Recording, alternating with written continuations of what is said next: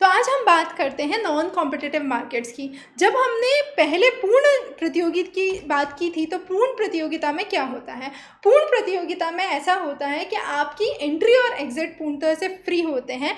किसी भी point of time पर फर्म्स एंटर कर सकती हैं, बाहर जा सकती हैं, कितनी भी फर्म्स एक समय पे एग्जिस्ट कर सकती हैं, और आउटपुट जो है वो एक फर्म का दूसरे फर्म से डिस्टिंग्विशेबल नहीं होता है, विभिन्न नहीं होता है। तो ये एक बहुत बेसिक चीज़ है जो हमने समझी है पूर्ण प्रतियोगिता या परफेक्ट कंपटीशन में। ज़्यादातर जो भी कंज्यूमर्स हैं और फर्म्स हैं वो परफेक्ट नॉलेज रखते हैं, उनको सभी प्रकार की इंफॉर्मेशन होती है इनपुट्स आउटपुट्स के बारे में। पर मोनोपोली में ऐसा नहीं होता है। मोनोपोली जिसे हम एकाधिकार भी कहते हैं, उसमें क्या होता है, आपका सिर्फ एक ही सेलर होता है। अब क्योंकि एक ही सेलर है, अपन इसको आइडियलिस्टिक सिचुएशन में तो कह सकते हैं कि लॉन्ग रन में ये पॉसिबल है, पर अगर रियल वर्ल्ड में देखा जाए तो ये पॉसिबल नहीं है। जैसे मान लीजिए कि डी बियर्स है, वो डायमंड का उत्पादन करता है। अब वो अपनी प्राइस मनमाने रूप से बढ़ाया जा रहा है, तो एक पॉइंट पे क्या होगा, कस्टमर को लगेगा या कंज्यूमर को ये एहसास होगा कि मैं इस चीज़ का इतना पैसा क्यों दूं। तो या तो वो उस चीज़ से सब्स्टिट्यूट कर जाएगा, या तो वो डायमंड्स की जगह रूबी खरीद लेगा, या कोई और प्रेशियस जेम्स खरीद लेगा। तो यहाँ पर हम समझते हैं कि किस तरीके से जो मोनोपोलिस्टिक या एकाधिकार की सिचुएशन है वो एवरलास्टिंग नहीं होती है, उस पर एक पॉइंट में कहीं ना कहीं ब्रेक आ जाता है। तो मार्केट स्ट्रक्चर अगर हम मुख्य रूप से समझे तो या तो परफेक्ट कंपटीशन होता है, या फिर वहां पर मोनोपोली, मोनोपोलिस्टिक कंपटीशन, ओलिगोपोली या डिओपोली होती है। ओलिगोपोली में कुछ सेलर्स होते हैं, मोनोपोली में एक सेलर होता है, और डिओपोली में 2 सेलर देखे गए हैं। अब हम बात करते हैं सबसे पहले मोनोपोली की। मोनोपोली का मतलब होता है एकाधिकार या एक ही सेलर है। अब क्योंकि एक ही सेलर है, हमको यहाँ पर एक चीज़ समझना बहुत ज़रूरी है कि जब तक उस चीज़ का कोई सब्स्टिट्यूट नहीं है तब तक तो वो अकेला साम्राज्य स्थापित कर सकता है, पर जैसे ही उसका सब्स्टिट्यूट आ जाता है वो वहाँ पर क्या होता है, मोनोपोली धीरे धीरे खत्म होने लगती है। तो हमें ये समझना पड़ेगा कि जो परफेक्ट कंपटीशन की हम बात करते हैं वो भी एक आइडियलिस्टिक सिचुएशन है, और मोनोपोली भी एक तरीके से हम कहेंगे लॉन्ग रन में तो एटलीस्ट आइडियलिस्टिक है ही, क्योंकि कोई भी चीज़ मोनोपोलिस्टिक रूप से सर्वाइव नहीं कर पाएगी, उसका कोई ना कोई सब्स्टिट्यूट या कोई ना कोई रेप्लिका आ जाएगा। तो इसको समझने के लिए सबसे पहले हम सिंपल प्राइस और क्वांटिटी डिमांडेड समझते हैं कि अगर मान लीजिए कि मेरे भाव कम है, मेरा प्राइस कम है, तो मैं ज़्यादा क्वांटिटी मार्केट में बेच सकती हूँ, कंज्यूमर ज़्यादा खरीद सकता है। पर जैसे ही मैंने अपनी प्राइस बढ़ा दी तो कंज्यूमर उसमें रिलेटिवली कम क्वांटिटी खरीदेगा। तो डिमांड कर्व जो होता है वो हमेशा एक नेगेटिवली स्लोपिंग कर्व देखा जाता है। अब ये जो डिमांड कर्व, हम नेगेटिवली स्लोपिंग कर्व की बात करते हैं, ये क्या है? P जो है वो एक इंटरसेप्ट, जो कि हम मान सकते हैं A जो कि ओरिजिन से चल के आ रहा है, प्लस जो स्लोप है, यहाँ पर स्लोप नेगेटिव है तो -b मल्टीप्लाइड बाय कितनी क्वांटिटी है उसका रिलेशन है। तो P = A - BQ हम यहाँ पर लिख सकते हैं। तो इससे हम प्राइस निकाल सकते हैं। अब जैसे मान लीजिए कि अगर मैं इंटरसेप्ट 10 मान लेती हूँ तो मेरा प्राइस फंक्शन यहाँ पर हो जाता है, अगर मैं P और Q की वैल्यूज़ डाल के देखूँ तो यहाँ पर हो जाएगा P = 10 - 0.5 Q। ठीक है, तो मेरा स्लोप यहाँ पर 0.5 आया। अब ये एक मैंने इक्वेशन बना ली है। अगर इसी इक्वेशन को मैं Q के टर्म्स में लिखना चाहूँ तो ये हो जाएगी 20 - 2Q। तो ये 2 इक्वेशंस हम आगे चल के वापस काम में लेंगे, पर यहाँ पर हम ये समझना चाह रहे हैं कि डिमांड कर्व सबसे पहले जो होता है, जो डिमांड है वो नेगेटिवली स्लोपिंग है। और डिमांड समझने के साथ साथ हम टोटल रेवेन्यू समझ सकते हैं, मार्जिनल रेवेन्यू समझ सकते हैं, और एवरेज रेवेन्यू समझ सकते हैं। टोटल रेवेन्यू का अभिप्राय ये है कि टोटल कितनी सेल हुई, तो आप सिंपली कितनी क्वांटिटी है और कितने भाव में हर क्वांटिटी गई है, उन दोनों का जो मल्टीप्लिकेशन है वो आपका टोटल रेवेन्यू है। तो टोटल रेवेन्यू तो प्राइस इनटू क्वांटिटी होता है, बहुत ही सिंपल है। एवरेज रेवेन्यू क्या होता है? प्राइस इनटू क्वांटिटी, मतलब total revenue divided by the quantity demanded. तो ये हो गया आपका P।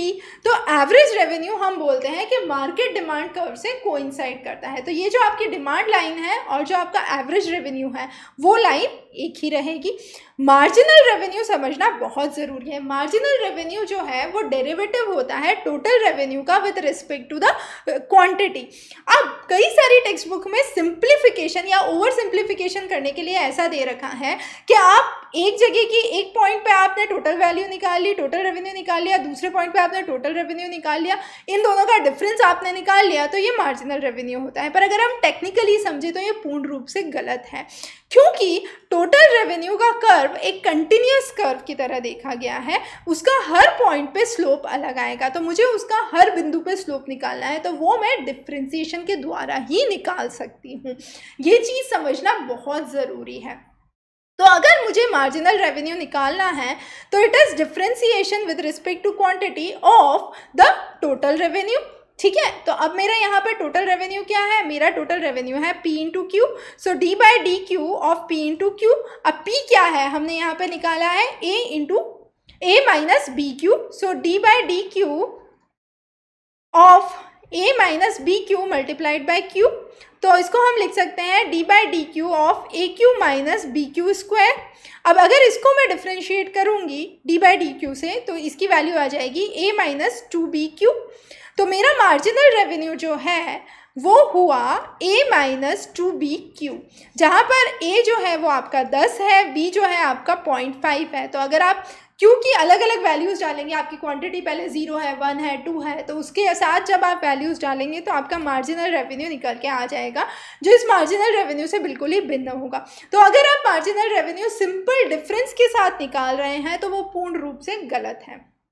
अब अगर मैं तीनों रेवेन्यूज़ को एक ही कर्व पे दिखाना चाहूँ तो ये मेरा टोटल रेवेन्यू का कर्व हो गया। जो एवरेज डिमांड है वो market demand curve, average revenue जो है वो मार्केट डिमांड कर्व के साथ ही चलेगा। और जो तीसरा मुख्य इम्पॉर्टेंट है वो है आपका मार्जिनल रेवेन्यू। तो मार्जिनल रेवेन्यू जो है तब तक पॉजिटिव रहता है जब तक आपकी टोटल रेवेन्यू बढ़ रही है। जैसे ही आपकी टोटल रेवेन्यू कम होने लगती है, मार्जिनल रेवेन्यू जो है आपका नेगेटिव में चला जाता है। ये एक बहुत ही इंपॉर्टेंट कॉन्सेप्ट है। और जिस पॉइंट पे आपका टोटल रेवेन्यू स्टेबल रहता है उस पॉइंट पे मार्जिनल रेवेन्यू आपका 0 हो जाता है। इसका मतलब अगर फैक्ट्री कुछ प्रोड्यूस कर रही है तो एक सीमा तक तो उसको टोटल प्रॉफिट बढ़ता जाएगा, भले ही क्वांटिटी डिमांडेड चेंज हो और प्राइस चेंज हो, पर एक समय के बाद उसे उस पर जो हर एडिशनल यूनिट पे फ़ायदा होना चाहिए वो नहीं होगा। तो ये एक बहुत इम्पॉर्टेंट कॉन्सेप्ट है जो हम इकोनॉमिक्स में समझते हैं। अगर ग्राफिकली मैं एवरेज रेवेन्यू निकालना चाहूँ तो बहुत ही आसान है। जो टोटल रेवेन्यू मैंने प्लॉट किया है, मान लीजिए यहाँ पे टोटल रेवेन्यू मेरा 42 है इस पॉइंट पे, और यहाँ पे क्वांटिटी डिमांडेड मेरे 6 है, तो यहाँ का जो स्लोप निकलेगा उस स्लोप को अगर मैं निकालूँ तो 42 डिवाइडेड बाई 6 तो वो 7 आता है, और ये 7 जो है ये आपका एवरेज रेवेन्यू हो गया जो कि आपके मार्केट प्राइस से रिलेट करता है। तो ये तो बिल्कुल ही आसान तरीके से निकल जाता है। जब हम मार्जिनल रेवेन्यू की बात करते हैं, जैसा कि हमने समझा, marginal revenue is differentiation D by D Q of the total revenue, और वो हो जाएगा आपका जो है A minus two B Q के बराबर। तो A minus two B Q के बराबर आपका मार्जिनल रेवेन्यू हो जाता है। तो मार्जिनल रेवेन्यू को आप प्लॉट कर सकते हैं कर्व पे। अब अगर मुझे इलास्टिसिटी निकालनी है तो क्या करेंगे? सबसे पहले हम ये समझते हैं कि प्राइस इलास्टिसिटी ऑफ डिमांड होता क्या है।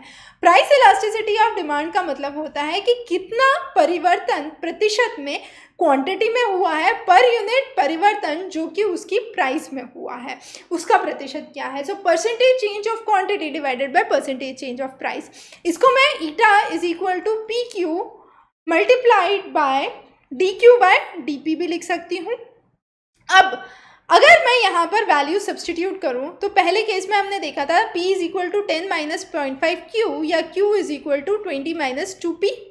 अब यही चीज़ हम यहाँ पर सब्सटीट्यूट कर देते हैं, तो इसको तो हम लिख देते हैं P बाई Q, ओके, और यहाँ पर P को हम सब्सटीट्यूट कर देते हैं 10 minus 0.5 Q divided by Q multiplied by D by D P of Q क्या है 20 माइनस 2P। अब 20 माइनस 2P, 20 क्योंकि कांस्टेंट है, इसका डिफरेंशिएशन 0 हो जाएगा, और D by D P of minus 2P आपका कितना हो जाएगा -2। तो ये पूरी वैल्यू आपकी -2 हो गई। तो ये जो इलास्टिसिटी इस केस में, हमारे केस में हम देखेंगे, वो हो गई -2 into 10 minus 0.5 Q divided by Q। अब अगर पहले केस में जब मेरी Q क्वांटिटी 0 है तो इलास्टिसिटी हम डिफाइन नहीं कर सकते क्योंकि न्यूमरेटर 0 हो गया है। दूसरे केस में जब मेरी क्वांटिटी 1 है तो मेरी इलास्टिसिटी मॉड्यूलस ऑफ -19 हो गई, तो ये हो गया आपका 19, ओके। और इसी तरीके से जब मेरी क्वांटिटी 2 है तो मैं इसको वापस निकाल सकती हूँ, तो ये हो गया -2 × 10 - 1 डिवाइडेड बाय 2, तो ये हो गया आपका -18/2, तो ये हो गया आपका 9। तो इस तरीके से मैं इलास्टिसिटी निकाल सकती हूँ। अब जैसा कि हमने पहले समझा, इलास्टिसिटी एक बहुत ही महत्वपूर्ण कॉन्सेप्ट है। इलास्टिसिटी में हम ये समझते हैं कि percentage change in quantity per unit, percentage change in price कितना हुआ है। और ये जो है, ये मोनोपोलिस्टिक फर्म में हम टोटल रेवेन्यू, एवरेज रेवेन्यू और मार्जिनल रेवेन्यू निकालने की कोशिश कर रहे हैं, जो कि एक बहुत ही इंपॉर्टेंट कॉन्सेप्ट है यहाँ पर समझने के लिए। तो ये आपके आगे चल के जो लॉन्ग टर्म और शॉर्ट टर्म इक्विलिब्रियम्स की हम बात करेंगे, उसमें हमको मदद करेगा। बहुत बहुत धन्यवाद। अब मान लीजिए कि शॉर्ट रन में अगर हमें मोनोपोली समझनी है तो एक बहुत ही आसान एग्जांपल है। एक गांव है जिसमें सिर्फ एक ही कुआं है जहां से सभी गांव के लोगों को पानी लेना है, तो क्या होगा? अब वो मोनोपोलिस्ट की मर्जी है। अब लागत अगर शून्य आए तो वो कुछ भी चार्ज नहीं करे, और अगर उसकी कुछ लागत लग रही है, मान लीजिए ट्यूबवेल है, तो हो सकता है वो कुछ चार्ज करे और वो जो पैसा ले वो सभी गाँव वालों को देना पड़ेगा, क्योंकि उनके पास कोई ऑप्शन नहीं है, एक ही कुआं है जहाँ से वो पानी ले सकते हैं। वो परफेक्ट कॉम्पिटिशन में ऐसा नहीं होता है। परफेक्ट कॉम्पिटिशन में क्या होगा? उस गांव में मान लीजिए कि बहुत सारे कुएं हैं, पहला कुआं 5 रुपया लेता है, दूसरा 2 रुपया, तीसरा 1 रुपया। ये तब तक चलता रहेगा जब तक भाव मान लीजिए शून्य पे ना आ जाए, और वहां पर हो सकता है कि आपको शून्य में 20 बाल्टी पानी मिल जाए। तो ये एक बहुत ही सिंपल कॉन्सेप्ट है जो हम शॉर्ट रन इक्विलिब्रियम में समझते हैं। पर जब हम लॉन्ग रन की बात करते हैं तो चीज़ें थोड़ी बदल जाती हैं। कैसे बदलेंगी? हम सिंपल सी बात समझते हैं कि मोनोपोली में एक ही फर्म का राज है। तो अब क्या होगा? जब तक वो फर्म ज़्यादा प्रॉफिट अर्न कर रही है, उसको ज़्यादा मुनाफा हो रहा है, तब तक क्या होगा कि वो अपना वधुवर्चस्व बनाए हुए है।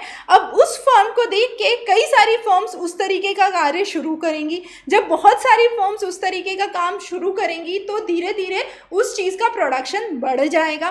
प्रोडक्शन अगर बढ़ जाएगा तो भाव गिरने लगेंगे, भाव गिरने लगेंगे तो जो फर्म है उसको प्रॉफिट कम मिलेगा। दूसरी तरफ अगर मान लीजिए कि एक मोनोपोली फर्म है और वो नुकसान में चल रही है, तो क्या होगा कि उससे जुड़ी हुई दूसरी फर्म्स जो होंगी वो धीरे धीरे बंद होने लगेंगी। अगर फर्म्स दूसरी बंद होने लग गई तो मार्केट में जो आउटपुट आ रहा है वो कम हो जाएगा, प्राइजेस बढ़ेंगे तो वापस जो फर्म बची है उसका प्रॉफिट मार्जिन बढ़ जाएगा। तो ये एक बहुत ही सिंपल अर्थशास्त्र की कैलकुलेशन है जो हम यहाँ पर समझ सकते हैं। पर जैसा हमने समझा कि जैसे अगर दूसरी फर्म्स को हम मार्केट में एंटर करने से रोकते हैं तो क्या होता है कि वहाँ पर एक मोनोपोली जनरेट होती है, और मोनोपोली जहाँ पर जनरेट होती है वहाँ प्रॉफिट मार्जिन धीरे धीरे बढ़ता है। तो अगर हम इसी को ग्राफिकली समझे तो हम ये बोलते हैं कि कुल आय जो हुई है ना, वो आपका टोटल रेवेन्यू है, और कुल जो लागत है वो आपका टोटल कॉस्ट है। तो अगर आपकी रेवेन्यू जो है वो लागत से ज़्यादा है, जिस पॉइंट तक आपका टोटल रेवेन्यू टोटल कॉस्ट से ज़्यादा है उस पॉइंट तक आप प्रॉफिट जनरेट कर रहे हैं, और उस पॉइंट के परे जैसे ही आपकी लागत ज़्यादा हो गई आपका प्रॉफिट नेगेटिव में चला जाएगा। अगर इसी पॉइंट Q0 को मैं दूसरी तरफ प्लॉट करूं एवरेज कॉस्ट और मार्जिनल कॉस्ट से, तो आप समझेंगे कि एवरेज कॉस्ट और एवरेज रेवेन्यू का जो डिफरेंस है वो आपका प्रॉफिट डिटरमाइन करता है। तो मेरी औसत आय, औसत लागत क्या है और औसत आय क्या हुई है, उन दोनों का अगर मैं डिफरेंस लूँ तो वो जो रेक्टेंगुलर हिस्सा मेरा बनता है वो मेरा प्रॉफिट मार्जिन है। तो इसी चीज़ को अगर इसी कर्व पे मैं एवरेज कॉस्ट और एवरेज रेवेन्यू को भी प्लॉट करूं तो मुझे यहाँ पर अपना प्रॉफिट मिल सकता है। पर परफेक्ट कंपटीशन में क्या होता है? परफेक्ट कंपटीशन में हम समझते हैं कि सेल ऑफ कमोडिटी जो होती है और जो मार्केट होता है वो मोनोपोली से बहुत कॉन्ट्रास्ट होता है। प्राइजेस आप तब तक बढ़ाते रहते हैं, मोनोपोली में आप कुछ भी मनचाहा भाव रख सकते हैं, पर परफेक्ट कंपटीशन में ऐसा नहीं हो सकता है। परफेक्ट कंपटीशन में भाव ज़्यादातर कम रखे जाते हैं, प्राइसेस कम होती हैं, और जो कंपनीज हैं वो प्रॉफिट कम अर्न करती हैं। मोनोपोली में एक बहुत मेजर ड्रॉबैक होता है कि बहुत जल्दी इसका सब्स्टिट्यूट आ जाता है, क्योंकि ऐसा है मान लीजिए कि डायमंड की एक ब्रांड है पर वो कितने समय तक रहेगी, आपके पास कोई प्रेशियस जेम के दूसरा सब्स्टिट्यूट आ जाएगा जो डायमंड जैसा दिखने लग जाएगा, तो लोग धीरे धीरे उस पर शिफ्ट हो जाएंगे, लागत भी कम होगी, भाव भी कम होगा, तो धीरे धीरे लोग उस पर शिफ्ट हो जाएंगे। Pure monopoly situation real world में एग्जिस्ट नहीं कर सकती है बिना कंपटीशन के। और जैसे ही हम इकोनॉमी या अर्थव्यवस्था की बात करते हैं तो तकनीकी चेंज आते रहते हैं, उसकी वजह से डेवलपमेंट्स होते रहते हैं, और monopoly as a pure monopoly कभी भी एग्जिस्ट नहीं कर पाती है। मोनोपोली फर्म ज़्यादातर ज़्यादा प्रॉफिट कमाती हैं, क्योंकि ज़्यादा प्रॉफिट कमाएगी, जितनी बड़ी मोनोपोली फर्म होगी वो उतना ज़्यादा प्रॉफिट कमाएगी, जितना ज़्यादा प्रॉफिट कमाएगी वो कुछ हिस्सा रिसर्च और डेवलपमेंट में डाल पाएगी, पर जो छोटी फर्म्स होंगी वो रिसर्च और डेवलपमेंट में पैसा नहीं डाल पाएंगी क्योंकि उनकी प्रॉफिट मार्जिन्स छोटी होंगी। तो जो बड़ी फर्म है वो और बड़ी होने की प्रोबेबिलिटी रखती है, जो छोटी फर्म है वो उतना बड़ा होने की प्रोबेबिलिटी नहीं रखती है। मोनोपोली शॉर्ट रन में सुपर नेचुरल या सुपर नॉर्मल हम बोलेंगे प्रॉफिट कमा सकते हैं, और कस्टमर्स के एंड से अगर देखा जाए तो कस्टमर के एंड पे उनको फ़ायदा नहीं होता है, क्योंकि वो एक प्राइवेट इंटरेस्ट है, जो इंडस्ट्रियल इंटरेस्ट है उसमें वो प्रॉफिट कमा रहे हैं, और वो प्रॉफिट जो कस्टमर है उस तक नहीं पहुंच रहा है। कस्टमर्स को कोई इंसेंटिव नहीं दिए जाते हैं, हमारा प्रोडक्ट इतने का है और कोई प्रोडक्ट कंपटीशन में है नहीं, तो कस्टमर के पास और कोई ऑप्शन है नहीं, वो खरीदेगा ही। तो अगर मैं इंसेंटिव दूँ या इंसेंटिव नहीं दूँ, कस्टमर को वो प्रोडक्ट खरीदना ही है, वो मार्केट में खरीदना ही पड़ेगा। इसी तरीके से कस्टमर के पास चॉइसेस भी कम हो जाती हैं मोनोपोली सिचुएशन में, और यहाँ पर रिसोर्स और प्रोडक्ट इनएफिशिएंसी भी बहुत ज़्यादा देखी जाती है क्योंकि मोनोपोली सिचुएशन रन कर रही है। पर अगर मोनोपोली कैसे बनती है इस पे विचार किया जाए तो या तो ये हॉरिजॉन्टल इंटीग्रेशन हो सकता है कि दो एक जैसी कंपनियां मिल गई और उन्होंने एक बड़ी कंपनी बना ली, जैसा कि ओलिगोपोली में हमने समझा है। कई बार ऐसा होता है कि एक कंपनी, बड़ी कंपनी छोटी कंपनी को एब्जॉर्ब कर लेती है और वो अपने आप का क्षेत्र और व्यापक कर लेती है। कई बार कंपनीज लीगल रूप से आ जाती हैं, अपने पेटेंट्स ले आती हैं, राइट्स ले आती हैं। कई बार फर्म जो है इंटरनल एक्सपांड कर जाती है, जैसे गूगल ने सर्च नेटवर्क में अपने आप को इंटरनली एक्सपांड कर लिया है। तो मोर और लेस हम कह सकते हैं कि ज़्यादातर देशों में मोनोपोली सिचुएशन जनरेट हुई है। इसी तरीके से जो फर्म्स पहले मार्केट पर एंटर हो जाती हैं उनको बेनिफिट मिलता है, जैसे हम बोलेंगे माइक्रोसॉफ्ट एक बहुत अच्छा एग्जाम्पल है जो अपनी एक मोनोपोली बनाए हुए हैं। अब दूसरी चीज़ जो हम बात करते हैं वो है मोनोपोलिस्टिक कंपटीशन। मोनोपोलिस्टिक कंपटीशन में क्या होता है? मोनोपोलिस्टिक कंपटीशन का सिंपल एग्जांपल बिस्किट का है जो हमने शुरुआत में लिया था। प्रोडक्ट डिफ्रेंसिएशन यहाँ पर होता है। आइटम्स एक ही है, बिस्किट जो मार्केट में आ रहा है, पर वो होमोजीनियस नहीं है। पैकिंग में अलग हो सकता है, टेस्ट में अलग हो सकता है, उसके इंग्रेडिएंट्स अलग हो सकते हैं, उसका टेक्सचर फ्लेवर अलग हो सकता है। तो उसकी वजह से जो कस्टमर है उसकी ब्रांड लॉयल्टी हो जाती है। कस्टमर एक ही ब्रांड को खरीदना पसंद करेगा, पर अगर उसको उसके जैसा सब्स्टिट्यूट सस्ता मिल रहा है तो वो निश्चित तौर पे वहाँ से मूव करके उस सस्ते सब्स्टिट्यूट को पकड़ने की कोशिश करेगा। तो मोनोपोलिस्टिक कंपटीशन भी तब तक सर्वाइव करता है जब तक टोटल रेवेन्यू जो जनरेट हो रहा है वो टोटल कॉस्ट से ज़्यादा होगा। और इसमें शॉर्ट रन में अगर हम देखें तो सुपर नॉर्मल प्रॉफिट होता है, क्योंकि नई फर्म आई है, प्रोडक्ट डिफरेंशिएशन है, आपका प्रोडक्ट मार्केट में दूसरे बिस्किट से बिल्कुल, आपका बिस्किट मार्केट में दूसरे बिस्किट से बिल्कुल अलग है, तो निश्चित तौर पे आपके बिस्किट को ज़्यादा लोग खरीदेंगे। शॉर्ट रन में तो आप बहुत प्रॉफिट कमाएंगे, पर लॉन्ग रन में क्या होगा, वैसे से दूसरे ब्रांड्स आने लग जाएंगे जो सिमिलर पैकेजिंग, सिमिलर नाम से मार्केट में प्रोडक्ट बेचेंगे। तो वहाँ पर फिर कस्टमर हो सकता है उनकी कीमत भी थोड़ी कम हो, तो कस्टमर उन प्रोडक्ट्स पे जाने लग जाए, तो आपका जो प्रॉफिट है वो धीरे धीरे कम हो जाएगा। तो यहाँ पर लॉन्ग रन में अगर हम बात करें तो नॉर्मल प्रॉफिट जनरेट होता है, जबकि शॉर्ट रन में सुपर नॉर्मल प्रॉफिट जनरेट किया जा सकता है, क्योंकि एवरेज कॉस्ट जो है, आपकी लागत जो है वो एवरेज रेवेन्यू से कहीं कम आ रही है। तो ये एक बहुत मेजर डिफरेंस जो है वो हम यहाँ पर देखते हैं। तो जैसे मोनोपोलिस्टिक कंपटीशन को हम समझते हैं, जैसे जैसे नई फर्म्स एंटर करेंगी तो भाव गिराना आपको ज़रूरी हो जाएगा, क्योंकि दूसरी फर्म्स अगर कम कीमत पे सामान ला रही हैं तो आपको भी अपनी कीमत कम करनी पड़ेगी, और कीमत कम करते से ही आपकी प्रॉफिट कम हो जाएगा। तो सुपर नॉर्मल प्रॉफिट से आपका नॉर्मल प्रॉफिट हो जाएगा, और फिर आपका क्या होगा कि वहाँ पर डिमांड कर्व धीरे धीरे लेफ्ट की तरफ शिफ्ट हो जाएगा, क्योंकि कस्टमर जो है वो दूसरी प्रोडक्ट की तरफ जाने लग गया है। तो मोनोपोलिस्टिक कंपटीशन की अगर हम बात करें तो कुछ चीज़ें बहुत महत्वपूर्ण हैं। बहुत सारी फर्म्स होती हैं, एंट्री और एग्जिट फ्री है, कोई तरीके का रिस्ट्रिक्शन नहीं है। प्रैक्टिकल कंडीशंस में ये पॉसिबल नहीं है, नहीं, हर कंडीशन में कोई ना कोई बैरियर टू एंट्री या एग्जिट होता ही है, चाहे गवर्नमेंट बैरियर हो, चाहे ट्रांसपोर्ट का हो, या किसी और फॉर्म में हो। पर मोनोपोलिस्टिक कंपटीशन ये अज्यूम करता है कि कोई एंट्री और एग्जिट बैरियर नहीं है। फर्म सारी ही प्रोडक्ट डिफ्रेंशिएट करती हैं एलोकेशन और प्रोडक्शन इनएफिशिएंसीज देखी गई हैं मोनोपोली की तरह। शॉर्ट रन में वो सुपर नॉर्मल प्रॉफिट कमाती हैं और लॉन्ग रन में उनका प्रॉफिट नॉर्मल होता चला जाता है। इसमें कुछ एक मेजर लिमिटेशंस हैं। लिमिटेशंस में अगर हम बात करें तो सबसे बड़ी लिमिटेशन ये है कि अगर हम ब्रांड डिफ्रेंसिएशन करना चाह रहे हैं तो वो ब्रांड डिफ्रेंसिएशन कुछ समय तक तो रहेगा, पर जैसे ही कोई नई फर्म एंटर कर जाती है वो ब्रांड डिफ्रेंसिएशन ख़त्म हो जाता है। और ओलिगोपॉली जो है मोनोपॉली से थोड़ा सा अलग है, क्योंकि ओलिगोपॉली में हम ये बोलते हैं कि एंट्री और एग्जिट के बैरियर्स हैं। मोनोपोलिस्टिक कंपटीशन में हम बोलते हैं कि एंट्री और एग्जिट का कोई बैरियर नहीं है। तो मोनोपोलिस्टिक कंपटीशन का सिनेरियो थोड़ा सा अलग चलता है। यहाँ पर ब्रांड लॉयल्टी बहुत स्ट्रांग होती है और चीज़ तब तक ही मार्केट में बहुत वैल्यू रखती है जब तक वो प्रोडक्ट डिफ्रेंशिएटिंग है। ओलिगोपॉली में जैसा कि हमने समझा कुछ प्लेयर्स होते हैं, सिर्फ एक प्लेयर नहीं होता, कुछ प्लेयर्स होते हैं या कुछ फर्म्स होती हैं और 5 फर्म कंसंट्रेशन रेशो 50% से ज़्यादा है। इसका मतलब 5 ऐसी मेजर फर्म्स हैं जिनका होल्ड मार्केट में 50% से ज़्यादा है। कार इंडस्ट्री एक बहुत अच्छा एग्जाम्पल है। Toyota, Hyundai, general Motors, Ford, BMW मान लीजिए। तो ये आपकी 4-5 ब्रांड्स हैं जो मेजर ब्रांड्स हैं। अब ये जो मेजर ब्रांड्स हैं ये क्या करेंगी कि इनका मार्केट होल्ड ज़्यादा है।